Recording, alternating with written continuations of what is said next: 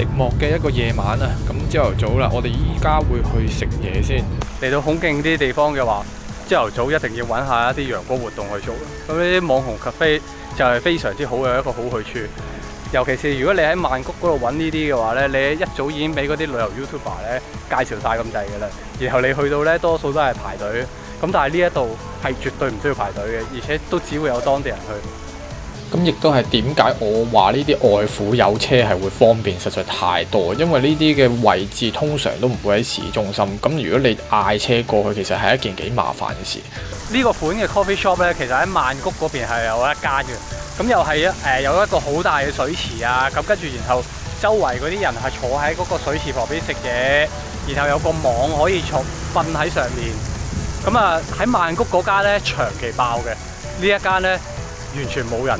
咁我哋食埋飯打埋卡啦，咁圍起上嚟係大概70蚊港紙一個人左右嘅啫，咁就其實幾抵嘅，我覺得。差唔多晏晝，咁呢個時候都係空閒嘅時間，再過嚟睇下呢個動物農莊。咁啊入場費係150匹一個人嘅，咁我見佢啲動物個種類好似都 OK 多。邊呢個位有一個園區咁樣，幾搞笑。佢啲動物就咁放晒喺呢度咯。同埋你會見到係有好多唔同嘅動物，有啲係馬啦，有一啲係羊啦，有鴨啦咁樣。咁佢全部就咁抌晒喺我後邊呢一個公園，奇奇怪怪嘅動物呢個位置，你睇下佢。係啊，大堆羊就行緊過嚟。你小心，等間你餵開佢，佢就會成堆係咁追住你。哇！真係估唔到佢呢度連袋鼠都會有咯。咁其實佢呢個動物園真係好抵，150泰銖即係幾十蚊港紙。嗰啲動物嘅種類係多到咁樣。入到嚟呢個位勁多貓，全部都係啲比較有品種嘅貓嚟。應該係會攞嚟賣嘅，睇佢個樣，我覺得。唔經唔覺都個零鐘啦，留咗喺度。咁晏晝去呢啲地方係最好㗎啦，玩完之後啱啱好就大概5點左右呢，就可以去我哋夜生活嘅世界。我哋會出發去日昂。咁琴日睇咗啲泰國浴都係慘不忍睹啊！希望今日嗰個質素會好返一啲啦。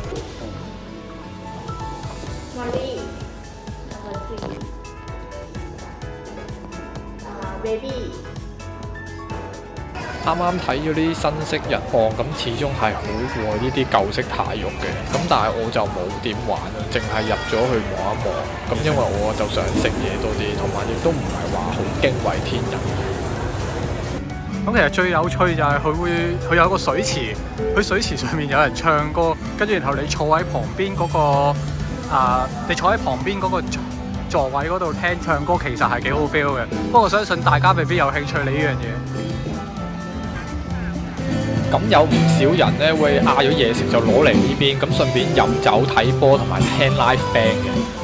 咁要嗌酒就直接揾呢啲啤酒妹叫佢攞酒過嚟就得㗎啦。咁其實一支呢啲大啤咧喺呢邊嗌咧100零匹就有㗎啦，好平。咁等間我哋飲完酒咧就會去 local 嘅卡拉 OK 嗰度唱歌。咁呢一邊嘅 local K 咧應該仲會比曼谷嗰邊咧就更加低一個檔次。咁就去望下係大概咩樣嘅。前面有幾間 local 嘅卡拉 OK， 我哋而家就去望下先。咁其實你都見到有一啲女已經坐咗喺個門口嗰度。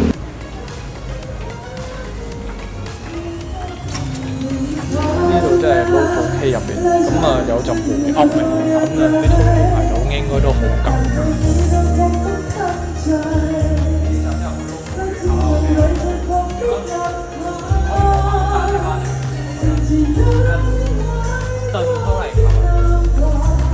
ไม่มีค่าโต๊ะค่ะนั่งฟรีแล้วก็สั่งเครื่องดื่มแบบเบียร์เหล้าอะไรอย่างเงี้ยค่ะ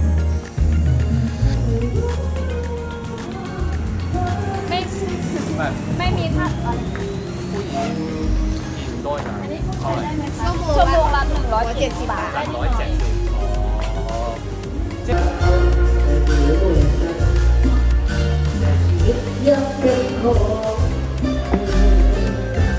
พี่คะน้ำเปล่ารอแป๊บนึงนะคะ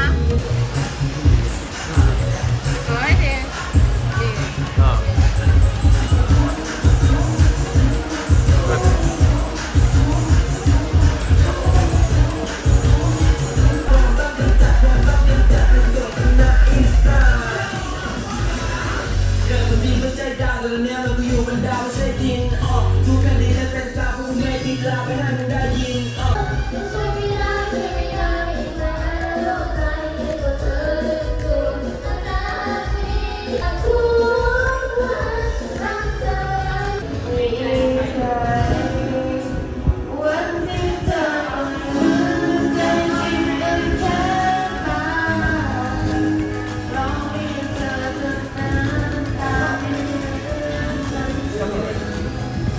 哇！佢哋送埋我哋走啊，咁好嘅。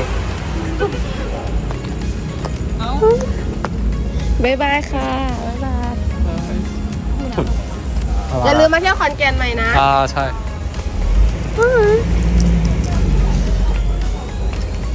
拜拜。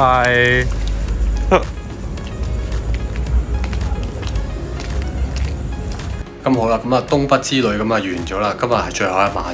咁啊揾到玩嘅嘢其實就真係唔多嘅，老實講。但係揾到嘅都幾平，尤其是去嗰啲 local 嘅地方玩呢，嗰、個價位就真係低過喺大城市嗰度好多。尤其是啱啱我哋去卡拉 OK， 咁我哋兩個人人均消費真係500泰銖。咁都叫玩咗2個鐘頭，又飲咗啲酒咁樣啦。咁啊so far 成件事都滿意嘅。咁你問我佢哋嘅態度等等啊，咁其實玩起上嚟其實都幾 OK 嘅。咁啊，但係你話我會唔會再過嚟呢？咁我機會就細啲啦，因為老實講真係獵下期咁就可以。但係你話當佢係一個好主軸嘅夜生活活動呢，呢度始終實在太少啦，所以就唔會太過適合嘅。咁但係當係一個歷險或者一個歷奇啦咁樣講啦，或者當係一個歷奇，我覺得係 OK 嘅，可以接受嘅。中意我哋嘅益友可以 follow 同埋 subscribe 我哋啦，咁亦都可以追蹤我哋嘅 Telegram 頻道同埋 X 咧，咁啊可以獲得更加多嘅資訊啦。咁今日就最後一晚嘅東北，咁聽日我哋就會去曼谷展開曼谷之旅。